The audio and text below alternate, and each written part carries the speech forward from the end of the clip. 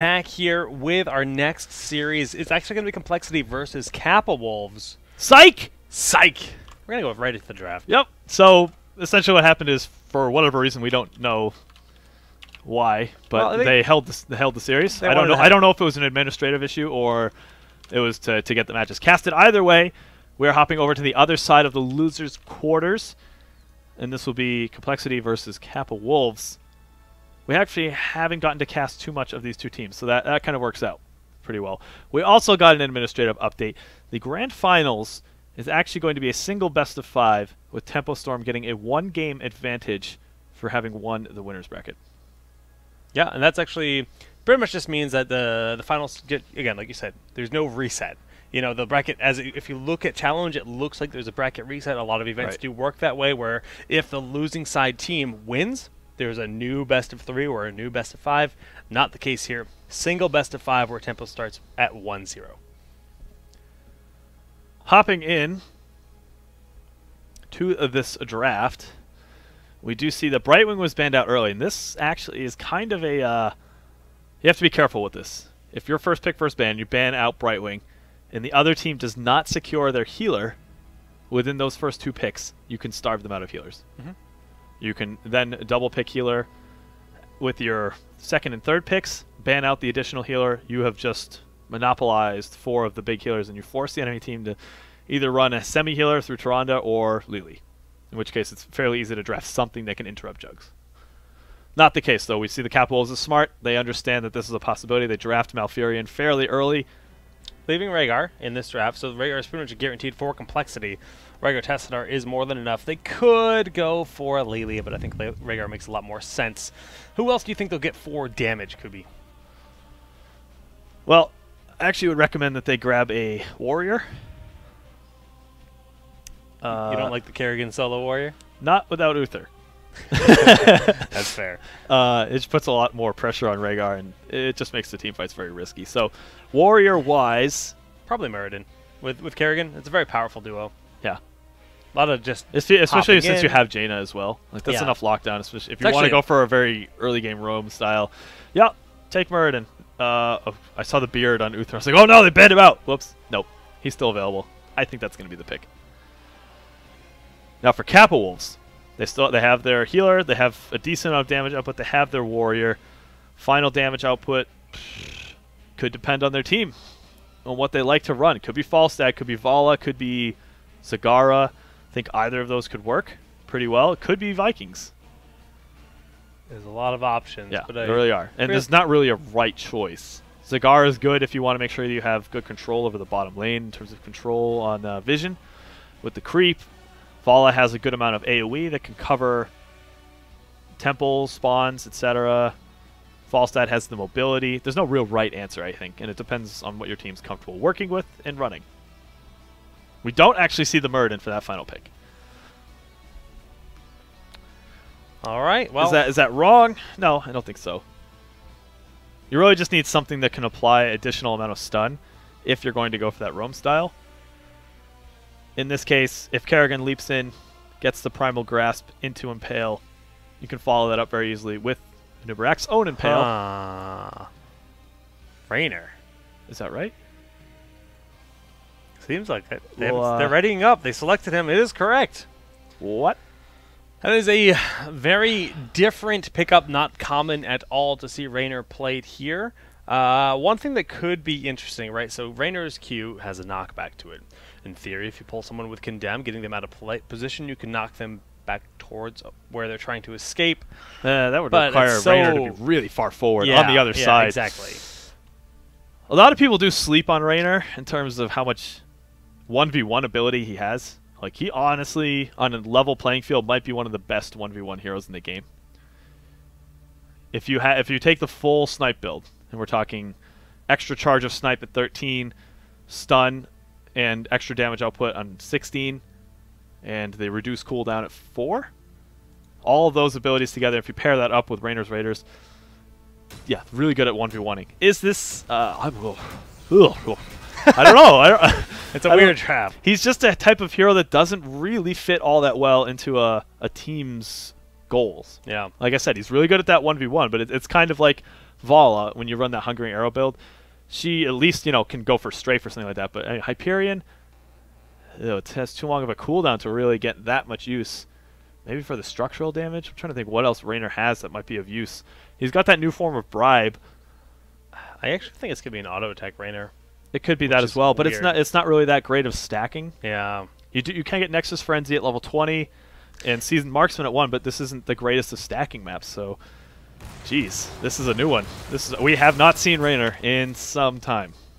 It's going to be very interesting to see this actually unfold. Picking Raynor over Vala. It's going to be compLexity on the left side, where they have Tassadar, Rhaegar, McIntyre, Anubarak, and Jaina. Just swapping those names and players' names all around. Love it! Solo Nazgul. We have Yelcow. We'll go with that. AKA Face. Big Impact. And in the bottom, we do have Hawkfu. Oh, Hawkfu. Yes, I know him very well, and that's going to round out the composition for Kappa Wolves. Haven't seen Hawkfu play in a while. Yeah. It's cool to see him back. It is definitely good to see him playing here with Kappa Wolves. They're actually having a incredible tournament so far, but they are now up against compLexity, a very formidable team. And just looking at the talents, level 1 going to be Healing Ward there for Rhaegar, the Healing Totem, actually. Raynor going for Give Me More. A lot of sustainability. Good. And that has a lot to do with Kerrigan. And the fact that there could be a lot of burst damage, and it can make it quite difficult to actually pick him off. So he's going to be a safe hero to throw in that bottom lane. I'm okay with this choice, and they didn't end up going for that auto attack style. That will be the case. We do have the Healing Totem as well for Rhaegar. Thoughts on that, Jake? It seems like not something we see picked all that often, and actually this could be him in quite a bit of trouble. Going to be able to escape. If it wasn't for the wolf form, he would have been doomed in that situation because the body blocks from Solo Nazgul would have been on point. But yeah, Healing Totem very good on Sky Temple, considering just the way the Temple fights tend to pan out. You throw it in the back line, you step back into that additional healing. But it's not what it used to be, and oh my goodness, the Kerrigan combo followed by that Burrow Charge, aka Face, getting quite low. One more hit, the Blizzard Wave will in fact pick off that takedown, and Trommel going to have to back on out. Backs out, but is successful in grabbing that first takedown of the game for compLexity. We do see that the Seasoned Marksman was picked up for Zeratul in this case. So this is, again, it's a preferential thing. Some teams are running Regen Master, some teams are running Seasoned Marksman. Depends on how you want to build, but that will allow a bit more strength on those auto attacks that are, you know, focused attacks and follow through. Yeah, right now we do see that we have Kappa Wolves sitting here on the middle temple, controlling that top lane. Gonna have it Anubarak just contesting that for compLexity, 1-to-1 in terms of the temple control. Yeah. Raynor and Tassadar chilling in the bottom lane, just content with soaking. And actually, we see that the experience advantage going about a half-level lead up for compLexity. What is going to be the name of the game for the control of these temples? It looks, for the time being, that things will be split. There might be an opportunity for Kappa Wolves to actually rotate up after continuing to clear out this temple, but maybe not. I don't know. It's hard to say. Yeah, and they're doing a nice job just making sure they keep compLexity back here. Controlling the middle temple is, in some ways, favorable. Kerrigan rotating up to the top part of the map. Kubi, what are you hooing at? Ooh, focused attacks for Raynor. Things are very different now. A lot of burst. It is a lot of burst. Last time I said a hero didn't have follow-through, I was wrong. So I'm not going to guess as to whether he has follow-through. Even if he did, though, I don't think it would be that useful. But he does actually have Revolution Overdrive, which gives him move speed based on the amount of heroes that he triggers with his Inspire, which is that AoE that kind of buffs up the minions nearby. That could be useful in terms of chasing heroes down. How that plays into team fights, I'm not sure. Maybe the whole point is to just really blow up a hero very quickly. It's a different way of going about it. Very interesting, though. Well, the boss just crawls out of his pit, and everyone says, "Get away from me, please." Giants picked up on the right side of the map. It looks like compLexity will collect theirs as well, evening things out. Very even in terms of experience. Just Blinks throwing down a totem to get vision, and he did go for Farsight this game, so he's not going to have that Feral Heart, the additional mana and health regen while in wolf form. I didn't get a chance to check Kappa Wolves' drafts for their tournament games thus far. They've had a very, very good tournament run. Yeah. Taking Zevron. I believe that they just took Zevron just in the last round of the loser. Yeah, and so they took 2-1, and then I think they had a pretty good upset in winner's bracket as well, maybe over Cognitive. I think you're correct in that. So maybe they're running something new that teams haven't seen. Needs to be careful here, actually, using that Q. But again, McIntyre could go over that wall if he's not too safe. They do suspect this. That's why Zeratul is lurking in the shadows just above this bottom lane. Gosh, this Raynor is still very I'm super excited to see it perplexed. unfold because Hawkfu was actually back in the day known for his Sergeant Hammer play. He was one of the only Sergeant Hammers. He's always leaned towards some of the less played assassins. Gosh, I wish I could remember what team he was playing on back then. You know, that team doesn't exist anymore. Probably so not. There are a lot of teams that have been playing. He was on Hero Site for a long time. Yes, you're right.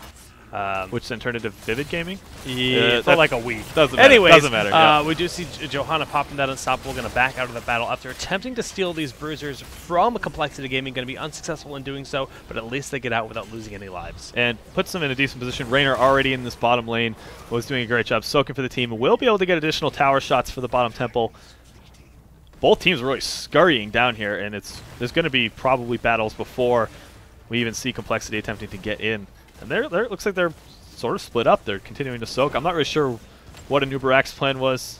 That's why he's so far away. But this will give a strong position to Kappa Wolves for this first temple. Well, we do see that the mule was picked up for Tassadar. A single mule in this game. Battle momentum for Johanna. Raynor opted for the Revolution Overdrive, but we have a bit of an engagement here over the bottom temple. A nice condemn going in, and the damage is coming out. Big Primal Grass there. Solanet's going to get hit by the Burrow Charge of Caterpillar. Nice moves. Well done to Caterpillar for just predicting the exact location that he would blink to and getting the Burrow Charge ahead of time. This should put him in a great position, compLexity, to clean this up. And Yelk, looks as though he's going to get the Iron Skin. He does get the pull on those two heroes, but the no follow-up, and that is the second hero of the fall. Kilthos is out. Johanna is out. Raynor is done, and AKA Face will find himself falling. That is a full team wipe going away from compLexity. That will get them very, very close to level 10. They have a lot of pressure in this top lane. All of a sudden, things are looking very, very up for compLexity. Yeah, they that's one way to put it. They not only do they have the mule on their side, but now they have this big wave of momentum. Top 4 did fall. Level 10 has been reached. Heroics on the table. In the bottom 4, going to fall to McIntyre and Trummel, in which they will just go back home, restore their mana, and be happy. Little heroes. Heroics, Maelstrom. We have Maelstrom, Ancestral Healing. I'm getting through them just real slowly, Jake. Archon, Water Elemental, and of course Locust Swarm. No level 10 just yet. We do have the Revolution Overdrive for Raynor, picked up at level 7. Mentioned that could be a possibility, and that is the move speed. It's kind of like playing a single Marine in StarCraft. You can stutter step, you can get that. Yeah, it's kind of like his on. version of Stim, but it's like split up over Adrenaline Rush and Inspire. Interesting, but it is going to be Hyperion. Picked up at level 10 for Raynor. Blessed Shield, Tranquility, Phoenix, and Void Prison for Zeratul.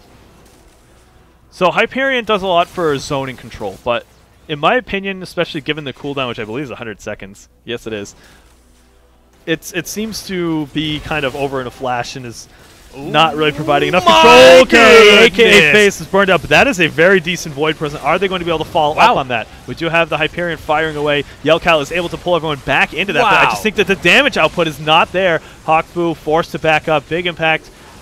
He's got to get out, and that's 2 heroes down. Once again, I think this will be the remaining 4, taking at least a lot of damage. The Beetle soaked up that gravity lapse of our Kilthos player, and that's going to allow them to just get away with this. I mean, if that lift had hit, it would have been a nice big lineup, but got to hand it to the VP. It allowed them to keep fighting. McIntyre's Kerrigan is something that we generally don't see because it's almost always banned for a reason. Even Tempo Storm and Maelstrom alike both ban out Kerrigan against compLexity almost every time.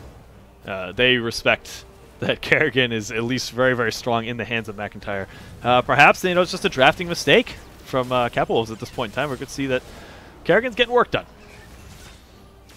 Yeah, she is, and right now we do see compLexity with that 1 level lead sitting here on the bottom temple. It doesn't look like they're confident enough to contest this with the superior positioning. After that last battle over the bottom temple, well, they suffered a pretty harsh defeat, and they're just not willing to do it again. Okay, Kappa Wolves have to be careful with this. If they rotate too many members to the top lane, they could be relinquishing the boss to compLexity. They do have the Zeratul sitting nearby, and that's exactly why he is there, just to keep tabs on that. And I'm not even really sure that McIntyre should be up rotating with this. I think they should try to punish this play if possible. Force the position with the boss, but Hawkfu will get blown up by Kerrigan and Jaina. We do see the shield coming out from Yelkow, trying to buy some time, but I'm not sure if it's going to be enough. We see that slow going off. The roots are in a great spot, and Hawkfu does get rooted. Level 13 sprint was used there, and we still have the damage coming out. Phoenix trying to peel, but it won't be enough. Just the confidence in McIntyre. When he's playing well, he knows when to go in. And this nets them an additional. So I was saying, they go for the boss, try to punish this play. Or they could just go up and kill them. That works pretty well too. Yeah. They have that level 13 advantage. They're backing up, continuing to take more mercenary camps. Kappa Wolves will have to concede to just the point of taking their giants. And they need to turn something around. I need to see why this Raynor was picked. I'm not convinced just yet. I like Raynor. I think he's good at 1v1s. But I'm not sure how he's going to fit so well into the team's plan in terms of how he's going to turn the team fights in their favor compared to other ranged assassins, ranged, spellcasters. I'm basically going to compare this to like whether you could have grabbed Falstad or Vala, and just constantly be swapping those two heroes out in my mind. You're right. And just say like, what's the advantage of grabbing Raynor in this position? Especially when you consider you have Johanna. Like, Falstad is a lot of power that is available on that hero, but level 13 advantage in favor of compLexity is starting to get aggressive into the jungle. We see the Farsight used by Rhaegar, giving them vision here. Primal Grass thrown out, trying to pull in solo Nazgul. And I think at this point, Kappa Wolves have far too much tournament experience for the whole, like, do they have it in their hero pool kind of thing to be an excuse. Oh, no, definitely not. They've played too many tournaments. They've had too much success thus far to have that be an excuse. So that was almost like a preemptive. Boy. Oh, Solo Nazgul's going to end up falling down. Wasn't quite able to catch McIntyre in the Void Prison. That's going to end up being a big deal. They're going to pass up these bruisers. They will put quite a bit of pressure on. Structurally, things are not looking good for Kappa Wolves. They're going to lose the additional towers here. Probably not the fort. But hey, any structural damage you do now is nothing but beneficial. And look at the structural presence. Look at the mini-map here. Yep. All three towers, forts still standing here for compLexity, and they're getting very aggressive. The Primal Grass connecting onto, we see Kael'thas just going down. Yeah, this might be a keep now.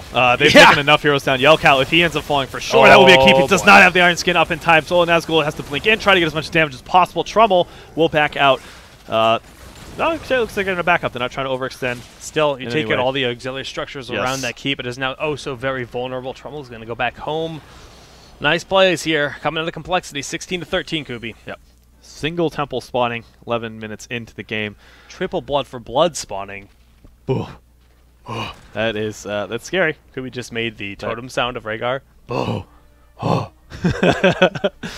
Mules, we talked about that being a nice thing for compLexity at this point in time, but they really haven't taken a lot of structural damage, so that's going to be something that they look to try to take more advantage of. But again, they need to have those structures taking damage before they can make use of it. And again, they have control of this temple. This is the map control, battleground control, very much going in favor of compLexity, and we need to see something a bit more aggressive out of Kappa Wolves, I guess, at this point in time. It's not like they can really out-rotate compLexity to try to take that advantage. I think they just kind of have to face the demons, go in and take that team fight. Yeah, and probably another 20 seconds. Look how aggressive they are. They make sure they're here to soak all this extra damage, force them into their base. Kael'thas being picked off in a 1v1. Jaina throwing down that heroic with a team fight. No damage even taken by Trummel. Oh, that's not what you want to see happen. No, that's not good. They needed to wait. Honestly, they needed to buy some time. They still had another 20 seconds at the time we're mentioning it. McIntyre with that snap call, waiting for the blink. He just has that finger on the combo. Wow. Now the heroics are back up, but they're down heroes. Another 25 seconds before, VP would be a big deal in terms of trying to control the team fight. This does not set up so well, and they're going to just take at least the remaining fort. Two keeps down. And that's just going to set them up. I mean, they have nearly a 3-level advantage because of this. Very convincing play. The battlecruiser going to force them away. Burrow charge going on out. I don't even know if the battlecruiser is worth it. Like, they're going to lose the keep. It's a long cooldown, Kubi. It is a long cooldown. It's 100 seconds. I think they're just going to honestly fire back in and try to take out the remainder of this keep. They're feeling very confident with these team fights, waiting for that minion wave to push in. They just need to throw down a few abilities, and then at that point you'll have thrown the Hyperion for what? Right, and they still don't have 16. They're still up, with massive talent advantage and the massive level advantage right now. Just prodding, getting that single Primal Grass. They don't even commit to it because that's not the target they want. Hawkfu getting blown up. That water elemental VP is there, but Cattle's going to just back on up to safety. He's actually not even all too worried about it. He's got the Locust Swarm swarming around him, and they're looking to commit even further. Huge pull! That is going to take down Malfurion and Kael'thas alike. That's all of the members of Kappa Wolves out. compLexity showing why they were able to get top 3 at the North America June Open, taking game 1. Devastating game number 1. 20 takedowns to 1. And yeah, that's brutal. Yeah, that's brutal. That's a clean win. Not convinced with the Raynor pick. No. wasn't exactly the same. Maybe it was a more late game oriented strategy with Nexus Frenzy. I saw that Giant Killer was picked up with the Revolution Overdrive and the Focus Attack. Maybe it's something that really starts to blossom a good bit more later on in the game, but on Sky Temple, can you really guarantee that? No, and heck, Kill Thassus too, like really playing to the late game maybe. And you think of how good Hinterland's Blast is on a map like that with Johanna. It's just like why the priority? You have the presence with Falstad. Yes, Rainer's harder to take down with that, the extra healing, the extra movement. Apparently speed. Not. They were able to anytime Kerrigan leaped onto Rainer and pulled them in. He died before the healing. He had the least deaths on the team.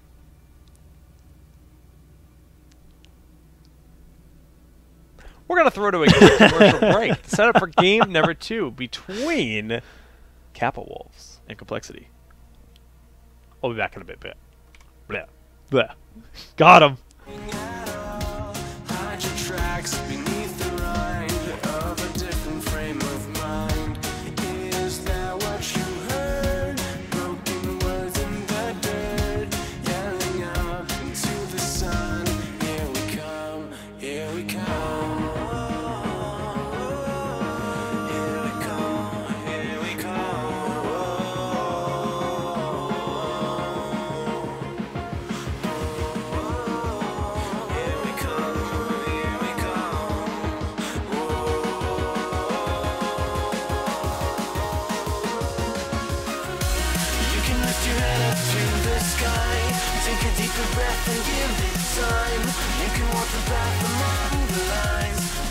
Shattered frame of mind.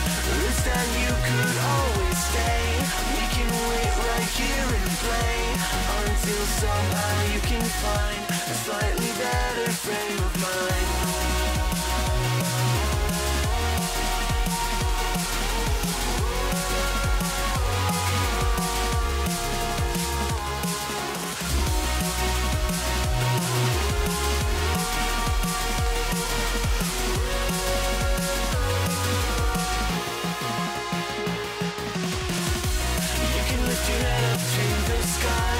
Take a deeper breath and give it time. You can walk the path along the lines with your shattered frame of mind. This time you could always stay. We can wait right here and play until somehow you can find a slightly better frame of mind.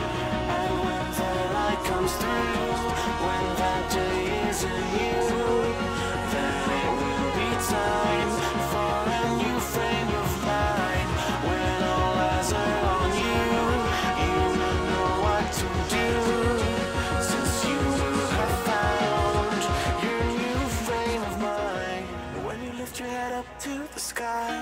Take a deeper breath and give it time. You can walk the path among the lines, but always know that you'll be safe. I'll be here throughout your days. Come find me and we will play.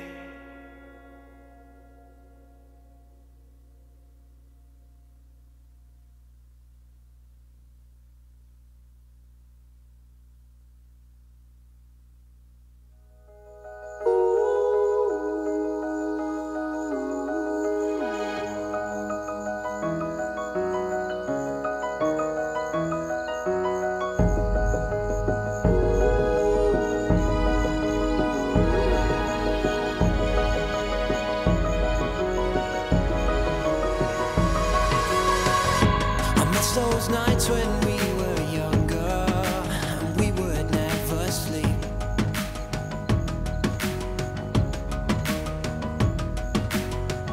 So let's forget about tomorrow and live for tonight while we're free.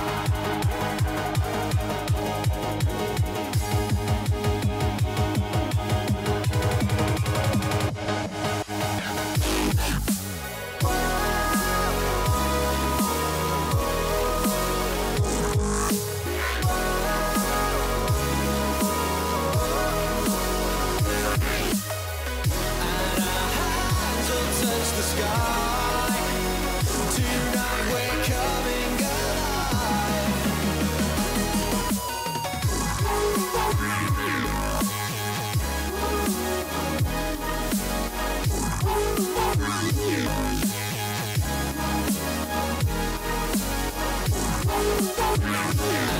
Hands will touch the sky. Alrighty, guys, we are back here getting ready for game number 2 between compLexity and...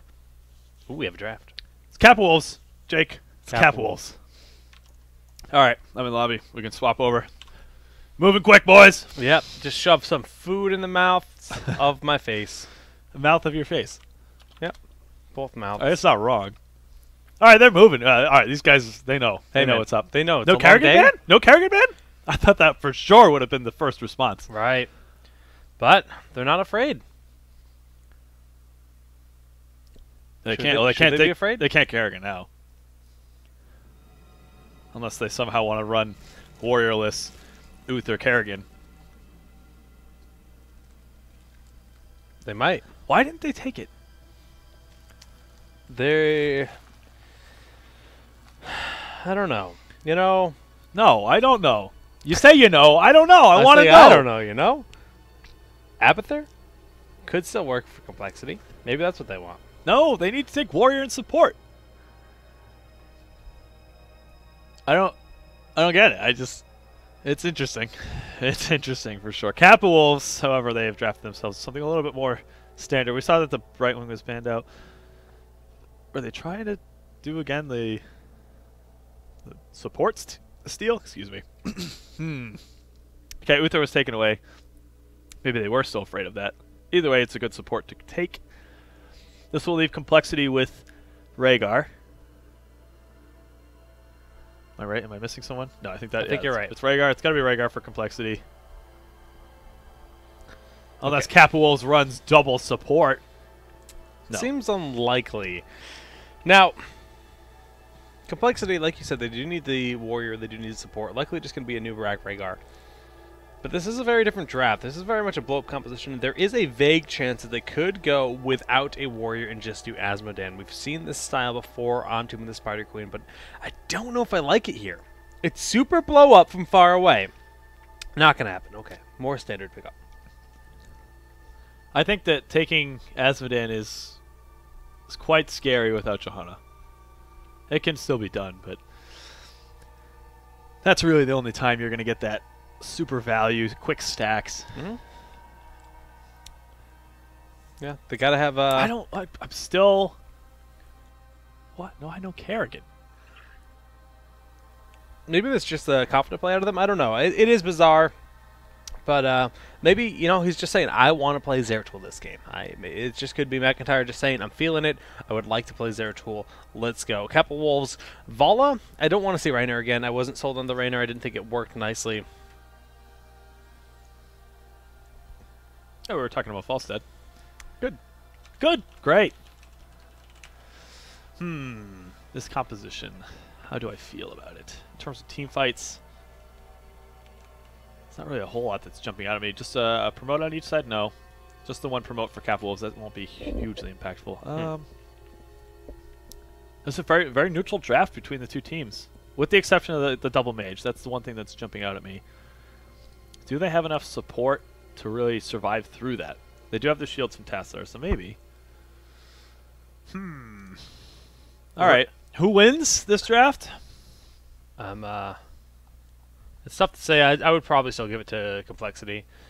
And Just because they have the double mage. And there's not really a whole lot of threat, again, to the backline. We saw this the last time the double mage was picked up. They didn't have anything that was like, well, this character or this hero can dive to the back line and threaten either Jaina or Kael'thas. There's nothing really like that. yeah. Probably the worst would just be maybe Muradin leaping past Stormbolt plus Hinterland's Blast. That might be the scariest thing. That wouldn't even take them down on an even level. So, all right, just a quick shout out to Renlin for the subscribe here. Much appreciated. what a guy. Have a little bit of a little dance wiggle. I get dance so wiggle. uncomfortable when you do that next to me. That's good. Probably the appropriate reaction. Yeah. Do that in your own time, buddy.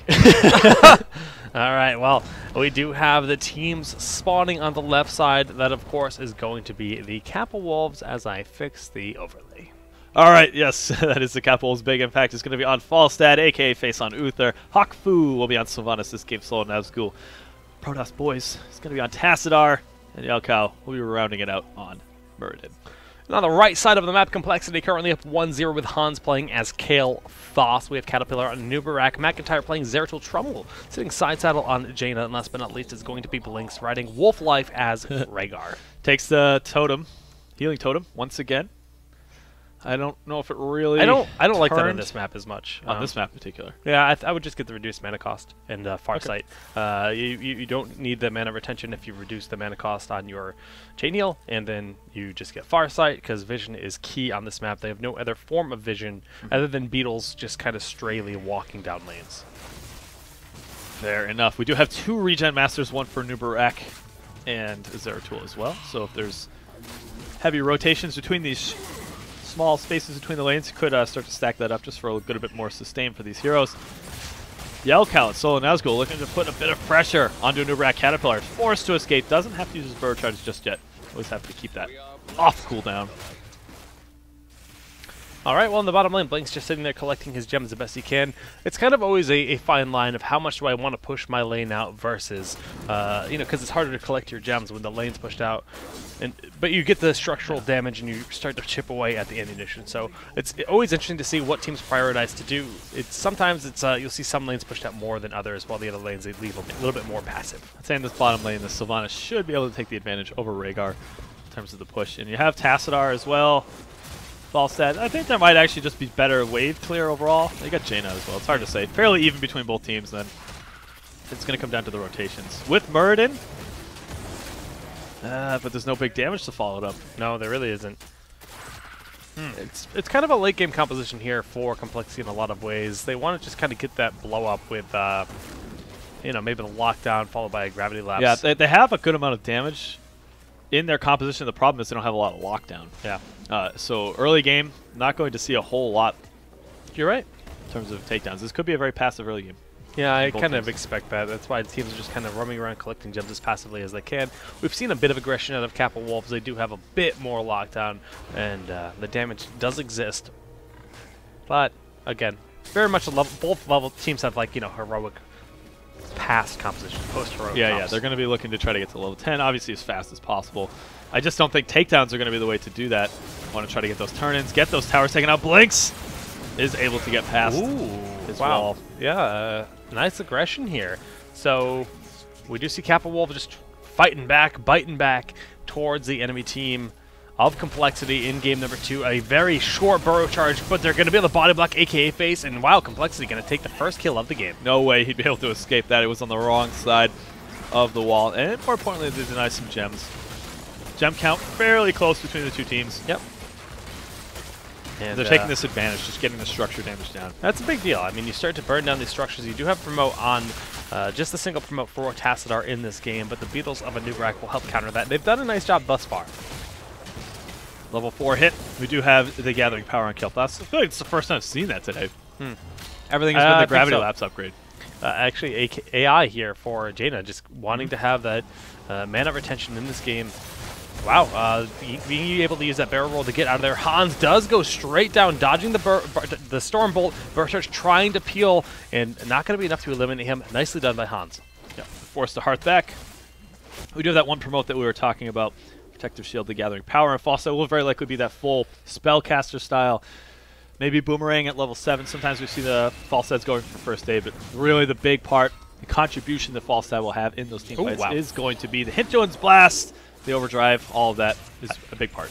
I heard the Haunting Wave of Sylvanas is like, she's going to be fine. She just Haunting Waved away, but she totally didn't, and she died. So a nice pickup by McIntyre, and yeah, right now it's just going to be a 2-0 advantage for them. They have 46 in the pockets of them, 22 turned in right now. So definitely the lead in favor of compLexity, who just turned in a bunch more gems and only 2 more needed. McIntyre will have the ticket. Yeah, they have control of the vision over both of the turn-in spots. The waves are pushed out a little bit further forward. More of the ammunition has been depleted for their side of the map, so this should give them the opportunity to turn in. They do just that. And they also have level 7. This is a bit more support for Rhaegar, as he does have that Earth Shield. Oh man, Cattle though. Oh yeah, he's going out. And this is actually nice. This type of thing, you get a 15-second break. This should allow your team a good amount of opportunity to take down those web weavers. Yeah, At the very least, exactly. 2 lanes I think should be very quickly dealt with.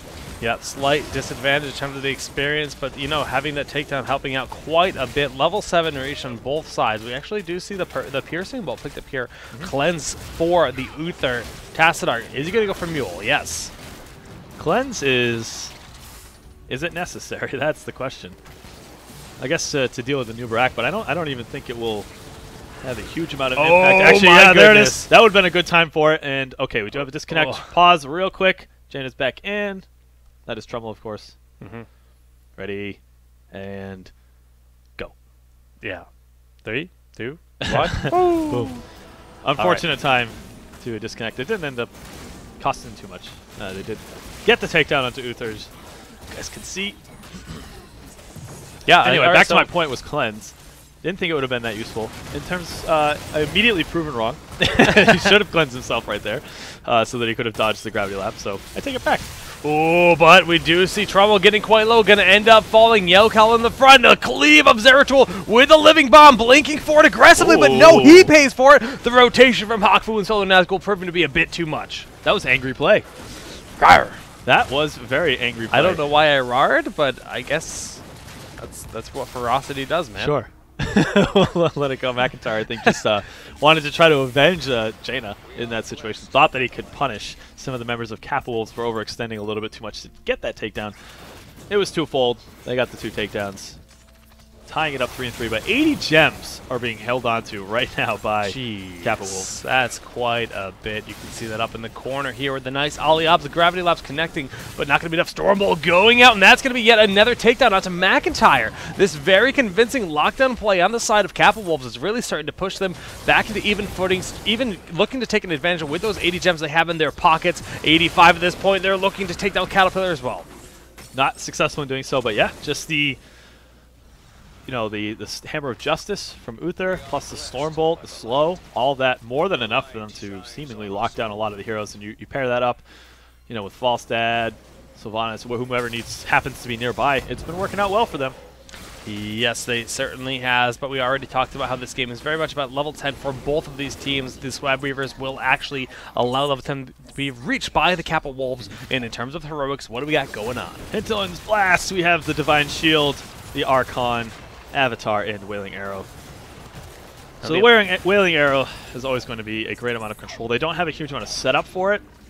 Muradin's going to have to go in, and this is a big reason why Piercing Bolt was picked up, because hopefully the lockdown with the 2 Piercing Bolts could lead into a decent silence, into a decent Hinterland's Blast. So that will be a good chunk of how they plan to get those team fights down. On the other side, we have the Void Prison, Ancestral Healing, Water Elemental, Phoenix, and Locust Swarm. So if a good Void Prison is hit, and oftentimes you see Zeratul in a game, a lot of their strategy is going to be based around hitting a big Void Prison, but there's a good amount of follow-up to that. Oh no, Jaina's did step out. Oh, that would be here. a huge one. A lot of damage came out. VP not quite going to hit, but the Water Elemental was thrown out, and it's going to go for Trummel, though. He get hit by the Hinterland's Blast Ancestral there just in the nick of time, and the VP buying them time right now, but it's not really there for a setup. No, I think that's just really to try to get them out, but they're actually looking to get out as fast as possible. Haku taking down Yelkal, sitting in the blizzards, ends up taking a lot of damage. I think if the bolt comes off cooldown, the blink, not going to go for it. They do have vision over the wall with that clairvoyance. They know who's back there. They want to try to punish. They don't have wormhole yet. That's the scary part for McIntyre trying to go in. He's looking to punish anyone who oversteps past this vision. Wow, look at the confident positioning that McIntyre is in. Yeah. He's just going to scoop off those gems under the nose of Yelkal, who is sitting on 20 gems right now, still 38 to 60 now on the side of compLexity, who has done that first turn in. So in terms of the current objective on the map, the constant objective on the map, it is very much in favor of compLexity. Yeah, they have those gems kind of split up over. I mean, if Anubarak and Rhaegar are able to turn in, that should be enough to gain the next set of Web Weavers to push forward. Still, though, both teams have gotten at least 1 turn in. Not a whole lot has been done. Just a couple set of towers taken out on either team. Okay, well, McIntyre punished again. Yeah, I miss his Kerrigan already because so far he's actually died quite a few times on Zeratul in this game. 3 deaths, by far the most in this game, especially for his team. And they're going to translate this advantage, as you guys can see, into taking this forward. Throw down the Phoenix with a really short cooldown, that 40 seconds. means you can use it very liberally. Yeah, but they Take do out get to structures. summon on the Web Weaver. So Zeratul is back up in action. 33 gems still in their pockets, and the Web Weaver is marching down all 3 lanes, but their lanes are relatively pushed back. Yeah, again, things are going to be very dependent on those Void Prisons. And there was a setup for it. I thought they had a really nice 5-man VP. If you pair that up with a preemptive Locust Swarm into Burrow Charge, plus Water Elemental, things can get pretty gross fast. And I think that was probably the ticket for them to try to get a more convincing team fight. Yeah. As it is, of course, they just need to make sure that they're not overstepping their bounds with McIntyre. They gotta commit to these fights though because of the mule. So when they start to put down structural damage, they know they need to end it. Yeah. So yeah, getting this middle fort, they need to just finish it off. That final Frostbolt going out to pick it off, that is absolutely crucial when the enemy team does have mule. Yeah. A good stall tactic. They got a little bit more push in the top lane. They might be able to take out a tower or two, but the representation from Kappa Wolves should be more than enough. Actually, I take it back. They will be able to clean it up before the fort even takes any damage.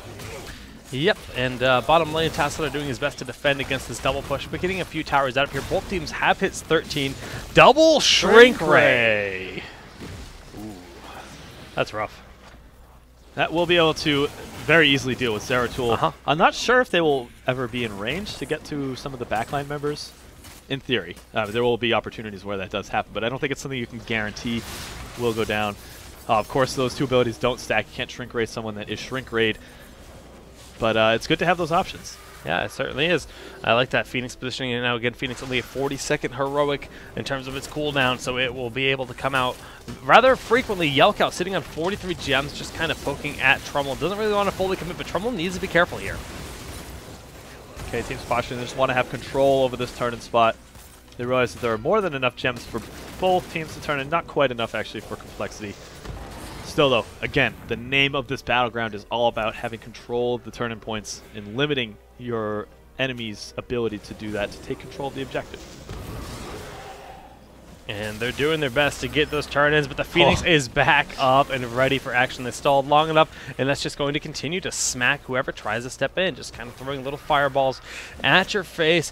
Both teams looking for a single player to overstep their bounds so that they can blow them up, but respecting each other well. 13-13, both teams about to hit 14. A very even match right now. I think the big thing is that McIntyre really can't find that nice spot to go into flank. And we see the stun. The Ancestral Healing onto Hans is going to be just in time. They look to try to body block to get him out. Oh, the Wailing Arrow did pick him off, though, and that was just a big play, Kubi. And Trummel looks like he's going to end up falling in the bottom portion of this map. Oh, Ice Block. Is it enough time? VP to buy even more time. The Bruisers nearly did him, but the Chain Heal going to keep him up. I like that, the VP, just to buy enough time. So, hey, bring your Ice Block down so you can run away. Worked out fairly well. Still, though, Kel'Thas did end up falling in that battle. Big save, though, but that's going to be Web River summoned here on the side of Kappa Wolves, who are now starting to take an experience lead for the first time in this game. It's been a weird game. It has. Doesn't it feel weird? Like, it's got that weird feeling. You're like, I don't really like this. The synergy kind of seems to be off between both teams.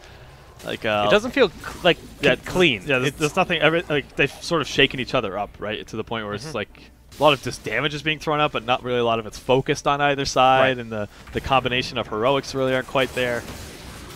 And I know that both of these teams are very capable of doing such. Oh, yeah. It just kind of seems like they're a little off their game. Both sides are. Just a bit of the weirder drafting here. Yelkout with that Dwarf Toss going to get the Stormbolt onto Trummel. Trummel's now in a lot of trouble, and we just see Ancestral Healing going to keep him alive. And the Totem thrown down, but it's not going to be enough. Trummel does go down. Okay, do we see any more aggressive play from Kappa Wolves? No. Okay, so they have Web Weavers out, which is going to be a big deal. In terms of helping them to take down some structures, we're going to see, we're 13 minutes into the game, and just now one of the teams is about to take down all the forts on the enemy side. Yeah, it's definitely a passive game of Spider Queen, but 16 around the corner here for Kappa Wolves. They're looking to bring this to Game 3 right now. Phoenix thrown out. It's going to be hard to defend this final fort. I don't think it's happening. Phoenix is a nice attempt, but we do see that they're able to grab that, and that puts them over the edge. They get level 16. What do they pick up? The Benediction. That's going to allow for a few double stuns. That overdrive, like I was talking, and especially while Falstad is able to keep those maximum stacks of gathering power up, it's going to be a lot of damage up. But we've seen that have a big impact. Get it? Impact. Huh. Great! He's having a big impact. Yeah, that's triggered a lot of Ancestral Healings to hit, or to be used very early in the fights. And I think that so far they've been on point. Even if it just hits one of the 2 damage dealers in the back line and pulls them out, or forces that Ancestral early, that's a big win. Yeah. All right, so 62 gems in the pockets. There's more than enough for a turn-in for complexity. Not so much here on the side of Kappa Wolves, but they're pressuring this bottom lane because that is the final remaining mercenary camp available, other than the boss, which is a bit risky. Without 16, they know they're safe to do this, and man, that is just a nice steal. Well played by the Kappa Wolves. Yeah, and they're keeping themselves close by, too, if they wanted to try to put a bit more aggression to defend these golems. Not going to be the case. They're actually going to march up with the Bruisers, try to just take out this wall to set themselves up for future pushes if they have any of those advantaged team fights. All right, well, that Phoenix trying to dissuade them. Not going to be quite enough, but 16 has been reached. Kel'Thas gets much more powerful. We do see the Numbing Blast picked up here for Jaina, so this could help her get out of a lot more bad situations, but they have to deal with the Web Weavers. Actually, no, that was a turn-in for complexity. Nicely done. Not even sure he got that, but the Ancestral Healing will connect onto Blinks. Just barely enough. Void Prison trying to buy time the Ancestral, or excuse me, the Wailing Arrow did in fact remove him, aka Face trying to survive, but the damage from that Ignite ticking on him is going to take him out. Trumbull, does he have Ice Block? I don't think he does. McIntyre getting some shielding, blinking away, trying to go back onto Solo Nazgul. Ice Block is available. McIntyre is going to try to punish Solo Nazgul for overextending in this position. He gets any body blocks. Wow. Overextended a little bit. McIntyre will he be able to get out the root? It's actually able to keep Yelkow out of position just long enough. And they turn the fight around complexity all of a sudden really back into this game in a large way. Wow. Yeah, that was actually just perfect. Like, so much peeling coming around, and that is why we see Numbing Blast picked up. It actually just had a massive advantage in that fight to stop the Murden from the chase. Oh, McIntyre was dead. Yeah. That Numbing Blast and just the turnarounds and like, oh, I'm almost going to fall, but I can turn around here to throw one ability out to make the difference in the battle from multiple heroes. Really nicely done. This is a big swing in this game for complexity. Yeah, all this was happening, of course, while the Web Weavers were active. That's a lot more experience. So all of a sudden that, you know, the experience was evened up during that team fight, but with the additional structures being taken down, the 2 towers in front of the keep wall and the fort in the bottom lane falling, that's about a half-level lead for complexity at this point. And Kettle's still sitting on 40 gems, actually 60 for the team. They have nearly enough for another turn-in, and they only need 5 more. So all things considered, they control the turn-in point. It'll be up in about 8 seconds. They're in a great spot. Yeah, they're just sort of trying to push their lanes out as safely as possible. They're trying to keep tabs as well as where the remaining members are. All right, well, Cattle just channeling that turn in. All 40 of those gems going to go into the bank, and they're waiting for this aggression coming out of Kappa Wolves. Flame Strike, again, from long range is going to do a lot of damage, and a double Void Prison does connect. They aren't really capitalizing on terms of trying to take out the actually the combos that I was talking about. Forced out to use the Divine Shield very early in the fight, but Caterpillar still getting a lot of use. The Ancestral is in time. Oh my gosh. That was huge. And look at that Flame Strike. 1, 2, 3, 4 heroes possibly going to fall here. Wow. Okay, there's no Divine Shield. That root is going to be enough to take out AKA Face as well. Are they feeling confident? They can take a keep for sure, and that's an entire 40 seconds. I don't see why they shouldn't be able to do this. I think they're going to be complexity advancing over Kappa Wolves. Words, man. This is actually just some incredible turnaround for them. Hans getting quite low, but the heals coming out. Ancestral not quite ready. Very soon McIntyre it will just bullying. Yeah, that's going to be it. All 5 members of Kappa Wolves down for, you know, Kappa Wolves having control of that game for probably the first 15 minutes, very convincingly so. Yeah. All of the structures down up until that point were going the way of Kappa Wolves, and just at the last moment you take one strong team fight, then a follow-up really strong team fight, and that's enough. You can't keep throwing those advantages away like that. Heroes of the Storm will punish you. It will just ruin your life if you do that. And just very nice VP setup to follow up with that burrow charge. That's what I was talking about. It's to hit a good VP, follow that up with the the preemptive Locust Swarm, burrow in. You give a lot of opportunity for the rest of your mages, Jaina and Kel'Thas, to throw it in. You talked about the Flame Strike that hit just afterwards.